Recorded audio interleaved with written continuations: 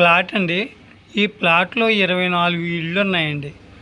First వరుసలో 4, తర్వాత వరుసలో 6, తర్వాత వరుసలో 4, తర్వాత వరుసలో 6, తర్వాత వరుసలో 4 ఉన్నాయండి. మీరు ఇప్పుడు 5 సరళ రేఖలు ఉపయోగించి ఒక్కో ప్లాట్లోనూ త్రీ హౌసెస్ వచ్చేటట్టుగా ప్రయత్నం చేయండి.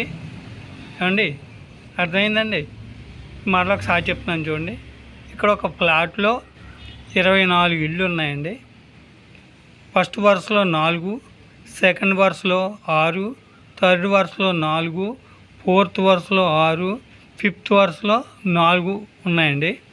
వీటిని 5 సరళ రేఖలు ఉపయోగించి ఒక్కొక్క ప్లాట్లోని 3 హౌసెస్ వచ్చేటట్టుగా ప్రయత్నం చేయండి. లేకపోతే కనుక ఇది నేను 3:30కి వీడియో పెడతానండి. అందులో ఏ విధంగా 5 సరళ రేఖలతోటి ఒక్కో ప్లాట్లోని 3 ఇళ్ళు వచ్చాయో చూపిస్తాను. అప్పుడు చూడండి. ఓకే.